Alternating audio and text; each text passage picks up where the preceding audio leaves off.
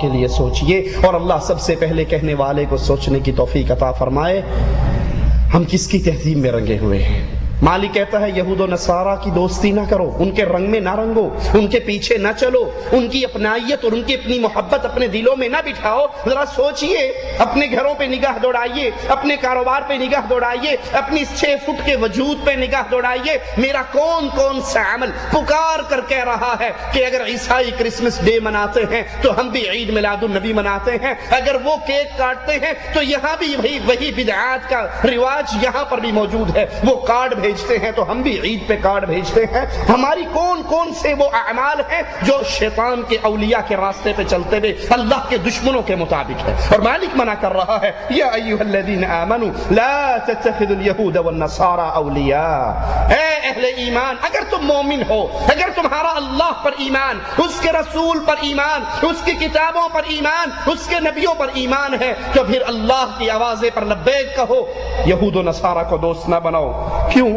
بعضهم اولیاء بعض، یہ کفار، یہ یہود و نصارہ ایک دوسرے کے دوست ہیں، یہ اللہ کے دوست نہیں ہیں، یہ آپس میں ایک دوسرے کے دوست ہیں۔ وَمَن يَتَوَلَّهُم مِّنكُمْ فَإِنَّهُ مِنْهُمْ، تم میں سے جو ان سے دوستی کرے گا، جو ان جیسے مذہب کو اپنائے گا، جو ان جیسی عادات کو اپنائے گا، جو ان جیسے افکار کو اپنائے گا، جو ان سے دوستی کا دم بھرے گا، جو ان کی طرف رجوع کرے گا، جو ان کی طرف جھکے گا، فَإِنَّهُ مِنْهُمْ، پھر وہ اللہ کے دشمنوں میں ہی شامل ہوگا، وہ اللہ کے اولیاء میں شامل نہ ہوگا، وہ اللہ کے پیاروں میں اس کا شمار نہ ہوگا۔ جو ان کی طرف جھکے گا، جو ان کی تہذیب کو اپنائے گا، جو ان کے مذہب پر چلے گا، جو ان کے طریقہ کار پہ چلے گا، تو پھر وہ اسی کے اندر شامل ہوگا۔ ان اللہ لا يهدي القوم الظالمین، مالک عز وجل ظالموں کو ہدایت نہیں دیا کرتا۔ ظالم قوم کون ہے؟ جس نے اللہ کی نشانی آنے کے باوجود، اللہ کے دین کے پہنچ جانے کے باوجود، کتاب اللہ اور سنت رسول اللہ صلی اللہ علیہ وسلم کے آنے کے باوجود اس کو ٹھوکر مار کے یہود و نصارہ کے طریقوں کو اپنایا۔ تجارت کرتے ہیں تو ان کے طریقوں پہ، سیاست کرتے ہیں تو ان کے طریقوں پہ، شکل و صورت اپناتے ہیں تو ان کے طریقوں پہ، گھر کی ثقافت ہے تو ان کے طریقوں پہ، بچیوں کی تربیت ہے تو ان کے طریقے پہ۔ کہیں پر اسلام کا نام نظر نہیں آتا، اسلام کی اسٹیپ نظر نہیں آتی، طور اطوار، طریقے، عادات، ثقافت، ایک ایک چیز یہود و نصارہ سے لیتے ہیں۔ جو اللہ کی ہدایت کو ٹھوکر مار کے یہود و نصارہ کے پیچھے چلتے ہیں، یہ ظالم قوم ہے، اور مالک کہتا ہے میں ظالموں کو ہدایت نہیں دیتا۔ آئیے ذرا دیکھیں اللہ کے اولیاء کی کیا صفات ہیں، اللہ کے اولیاء کون ہیں۔ دعوے دار تو بہت ہیں، اور اللہ کے اولیاء کا نام انڈیا پاکستان والوں کے جوں ہی کانوں سے ٹکراتا ہے، ایک خاص قسم کے لوگ ہمارے ذہنوں میں فوراً بیٹھ جاتے ہیں، خاص قسم کی ایک قوم۔ یاد رکھیے، کسی شخص کے بارے میں آپ گارنٹی دے کر نہیں کہہ سکتے کہ یہ بندہ اللہ کا ولی ہے۔ حسن ظن ہے کہ اللہ سے امید ہے کہ یہ اللہ اس کو اپنے پیاروں میں شامل کرے گا، لیکن آپ کہیں 100% کہ ہاں یہ اللہ کا ولی ہے، یہ علم کس کے پاس ہے؟ اللہ کے پاس۔ آپ اس کی ظاہری اعمال کو دیکھ رہے، آپ کو نہیں پتا اس کی نیت کیا ہے، اس کا باطن کیا ہے، آپ نہیں جانتے۔ اسی لیے رسول اللہ صلی اللہ علیہ وسلم کے ایک ساتھی کو جب میدان جہاد کے خادم کو تیر لگا، وہ گر گیا، ساتھیوں نے کہا ہنی لہ الجنہ، اس کو جنت مبارک ہو، تو رسول اللہ صلی اللہ علیہ وسلم نے فرمایا تم اس کو جنت کی خوشخبری دے رہے ہو، اور اللہ مجھے دکھا رہا ہے اس نے خیبر کے مال غنیمت میں سے ایک چادر چوری کی تھی جو آگ کی بن کے اس کو لپیٹ چکی ہے۔ کسی کے بارے میں یہ نہ کہیے یہ شہید ہے، انشاءاللہ اللہ نے قبول کیا اس کی شہادت کو تو انشاءاللہ شہید ہے۔ اللہ ہمارا حسن ظن ہے، ہم اللہ سے دعا کرتے ہیں کہ اللہ اس کو اپنے اولیاء میں شامل کر لے، لیکن گارنٹی نہ آپ میری دے سکتے ہیں نہ میں آپ کی دے سکتا ہوں، وہ اللہ کے علم میں ہے۔ کبھی کسی کے بارے میں یہ نہ کہ یہ، آپ نے اکثر ایک جملہ سنا ہوگا مغفور، مرحوم، ارے اس پر لازمی رحم کیا گیا، آپ کو اطلاع کس نے دی؟ یہ مغفور ہے۔ کسی کا بابا فوت ہو جائے وہ لکھتا ہے ابا جان مغفور و مرحوم، یوں فرمایا کرتے تھے۔ یہ مغفور و مرحوم کی خبر آپ کو کس نے دی؟ یہ تو اللہ کے پاس معاملہ ہے، یہ تو اللہ کے پاس پہنچ چکے ہیں۔ اللہ ان پر رحم کرتا ہے یا ان کی اندر کی کیفیت جانتا ہے، اللہ کے علم میں ہے۔ دعا کی جا سکتی ہے، سوال کیا جا سکتا ہے، حسن ظن رکھا جا سکتا ہے، لیکن کبھی کسی کے بارے میں گارنٹی نہیں ہے۔ اولیاء اللہ کا نام سنتے ہی ہمارے ذہنوں میں خاص قوم آتی ہے. آئیے ذرا میں آپ کو چند وہ صفات اولیاء اللہ کی سنا دیتا ہوں کہ جس میں یہ صفت ہے اس کا تو اللہ سے امید ہے کہ یہ اللہ کے پیاروں میں شامل ہوگا، اور جس میں وہ صفت نہیں ہے وہ اللہ کے اولیاء میں شامل نہیں. سب سے پہلی صفت اولیاء اللہ کی. اللہ کا ولی کون ہو سکتا ہے؟ قرآن بتاتا ہے الا ان اولیاء اللہ لا خوف علیہم ولا هم يحزنون الذین آمنوا وكانوا يتقون. اللہ کے اولیاء پر، اللہ کے دوستوں پر، اللہ کی جماعت پر کوئی خوف نہیں، کوئی ڈر نہیں، کوئی غم نہیں. یہ کون ہیں؟ مالک نے اسی آیت میں اس کی وضاحت کر دی. الذین آمنوا، یہ اہل ایمان ہیں. جو بندہ اللہ کی توحید کو نہیں مانتا، یاد کر لیجئے موٹا سا اصول یہ دیکھنے کے لیے کہ یہ اللہ کا ولی ہے یا اس راہ کا راہی ہے یا نہیں. جو بندہ اللہ کی توحید کو نہیں مانتا، جو اللہ کی توحید میں کسی اور کی شراکت کو شامل کرتا ہے، شرک کا جریمہ ادا کرتا ہے، یہ قطعاً اللہ کا ولی نہیں ہو سکتا. اللہ کا ولی یہ ہے جس کو قرآن کہتا ہے الذین آمنوا، جو ایمان لے کر آئے اللہ کی ذات پر. اللہ کی ذات پر ایمان کیا ہے؟ مالک تنہا ہے، یکتا ہے، وحدہ لا شریک ہے، وہ اکیلا ہے. اپنی صفات میں، اپنی عبادت میں اس کا کوئی شریک نہیں. وہ اپنی ذات میں بھی اکیلا ہے. اس کی ذات میں نہ عیسیٰ اس کا بیٹا ہے، نہ عزیر اس کا بیٹا ہے، نہ فرشتے اس کی بیٹیے ہیں. وہ اپنی ذات کی شراکت سے بھی مبرہ ہے، پاک ہے، سبحان ہے. وہ اپنی عبادت کی شراکت سے بھی پاک ہے. وَكَانُوا يَتَّقُونَ، اور اولیاء اللہ اللہ سے ڈرنے والے. حدیث قدسی ہے، مالک عز و جل فرماتا ہے میرا بندہ سب سے زیادہ میرے قریب فرض اعمال سے ہوتا ہے. فرض ادا کرتے ہوئے جو فرائض میں نے اس کے ذمہ لگائے ہیں یہ اس کو ادا کرتا ہے اور میرے قریب ہو جاتا ہے. اب سوچئے جو اولیاء ہمارے ہاں معروف ہیں، کبھی فرض نماز پڑھتے ہوئے دیکھا آپ نے ان کو؟ وہ کہتے ہیں مولانا یہ نمازیں تو عام لوگوں کے لیے ہے، جو اس سٹیج پہ پہنچ جاتا ہے ان کے لیے پھر یہ نماز روزہ خلاص ہو جاتا ہے. وہ تصوف کے بہت عالی مقام پہ پہنچ کے وہ اندر ہی اندر نماز پڑھتا. پیر اور مرید اکٹھے سفر کر رہے، نماز کا ٹائم آیا تو مرید نے کہا پیر جی نماز پڑھ لے.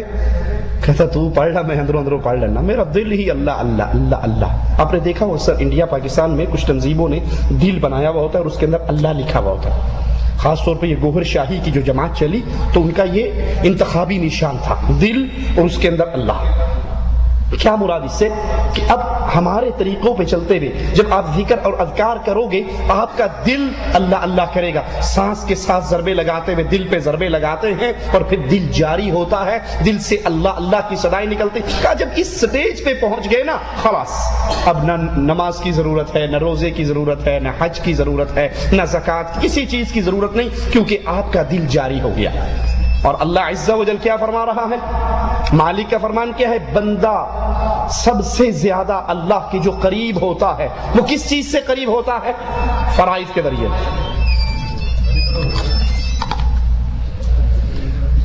اللہ کا بندہ اللہ کا ولی بنتا ہے، اللہ کے قریب ہوتا ہے، اللہ کا پیارا بنتا ہے سب سے زیادہ فرائض سے. اور پھر فرائض کے ادا کرنے کے بعد میرا بندہ نفل عبادات کے ذریعے میرا اتنے نزدیک ہو جاتا ہے کہ پھر میں اس سے محبت کرنے لگتا ہوں.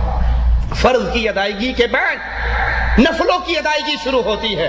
رسول کریم صلی اللہ علیہ وسلم حضرت حفصہ سے ناراض ہوتے ہیں. آسمان سے جبرائیل اترتا ہے اور کہتا ہے نبی اس سے رجوع کیجئے. کیوں؟ انہا قوامۃ صوامہ، یہ رات کو قیام کرنے والی، دن کو روزے رکھنے والی، اللہ کو اس کی یہ ادا بڑی پسند آئی ہے اور یہ جنت میں بھی آپ کی بیوی ہے. یہ نفل طریقے ہیں، یہ نفل اعمال ہے. نفلی اعمال سے انسان اللہ کے قریب ہوتا ہے. مالک کہتا ہے اتنا قریب ہو جاتا ہے پھر میں اس سے محبت کرنے لگتا ہوں اور میں اس کا کان بن جاتا ہوں جس سے یہ سنتا ہے، میں اس کی آنکھ بن جاتا ہوں جس سے یہ دیکھتا ہے، میں اس کا ہاتھ بن جاتا ہوں جس سے یہ پکڑتا ہے، میں اس کا پاؤں بن جاتا ہوں جس سے یہ چلتا ہے. اللہ کہہ رہا ہے میں اس کا کان بن جاتا ہوں، اس کی آنکھ بن جاتا ہوں، اس کا ہاتھ بن جاتا ہوں، اس کا پاؤں بن جاتا ہوں جس سے یہ دیکھتا ہے. اور پھر جب یہ مجھ سے کوئی چیز مانگتا ہے تو میں اس کو ضرور عطا کرتا ہوں. یہ مجھ سے سوال کرتا ہے، میں اس کے سوال کو پورا کرتا ہوں. یہ دشمن سے پناہ مانگتا ہے تو میں اس کو پناہ دے دیتا ہوں. یہ دشمن سے پناہ مانگتا ہے، میں اس کو پناہ دیتا ہوں. یہ مجھ سے کچھ سوال کرتا ہے، مدد مانگتا ہے تو میں اس کی وہ مدد کرتا ہوں، اس کو وہ عطا کرتا ہوں. اور مالک کا فیصلہ سنیے. مالک عز و جل فرماتا ہے مجھے کسی کام میں اتنا تردد نہیں ہوتا جتنا اپنے اس مومن بندے کی روح قبض کرنے میں. اس کی روح قبض کرنے میں جتنا مجھے تردد ہوتا ہے اتنا کسی اور کام میں نہیں، کیونکہ اس سے جسمانی تکلیف کی وجہ سے موت ناپسند ہے، اور مجھے بھی اپنے ولی کو تکلیف دینا پسند نہیں، مگر حقیقت یہ ہے کہ اسے موت سے چھٹکارا نہیں. صحیح بخاری کی یہ حدیث ہے، ذرا یہ اس حدیث پہ غور کریں. مالک فرما رہا ہے میں اپنے بندے کی آنکھ بن جاتا ہوں، کان بن جاتا ہوں، ہاتھ بن جاتا ہوں، پاؤں بن جاتا ہوں. اب ہمارے ہاں کے اولیاء جو مشہور اور معروف اولیاء ہیں وہ کیا کہتے ہیں کہ دیکھیے جناب، جب یہ اللہ کا ولی، اللہ اس کی آنکھ، اس کا کان، اس کا ہاتھ اور اس کا پاؤں بن گیا تو پھر یہ اللہ ہوا یا نہ ہوا؟ یہ تو اللہ بن گیا. اب فنا فی اللہ کی سب سے بڑی دلیل یہی حدیث ہے کہ بندہ سٹیپ بائی سٹیپ، پہلے فنا فی شیخ ہوا، شیخ میں فنا ہوا، پھر رسول میں فنا ہوا، پھر اللہ میں فنا ہوا. سوچئے، اسی حدیث کے الفاظ پہ غور کیجئے تو فنا فی اللہ کا یہ کفریہ عقیدہ پاش پاش ہو جاتا ہے. کیسے؟ ایک لمحے کے لیے مان لی ہم نے ہمارے ہاں کے معروف اولیاء میں کہ جناب بندہ اللہ بن گیا، اس کا ہاتھ، اس کا پاؤں، اس کی آنکھ، اس کا کان، اللہ اس میں حلول کر گیا، وہ خود اللہ بن گیا. لیکن حدیث کہہ رہی ہے، مالک کہتا ہے جب یہ مجھ سے مدد مانگتا ہے تو میں اس کو مدد دیتا ہوں. یہ دشمنوں میں گر جاتا ہے، اللہ کی پناہ کا سوال کرتا ہے تو اللہ اس کو بچاتا ہے، پناہ دیتا ہے. اگر یہ خود اللہ بن گیا تو اس کو مدد مانگنے کی ضرورت کیا ہے؟ اگر یہ خود اللہ بن گیا تو اس کو پناہ مانگنے کی ضرورت کیا ہے؟ تو خود اللہ ہے. پھر مالک کہتا ہے اس کو موت آتی ہے، یہ موت سے بھاگ نہیں سکتا. موت آتے ہوئے اس کو جسمانی تکلیف کی وجہ سے موت ناپسند ہے، مجھے بھی اسے تکلیف دینا ناپسند ہے، لیکن موت سے اس کو چھٹکارا نہیں. اگر یہ اللہ بن گیا تو موت کس کو آ رہی ہے؟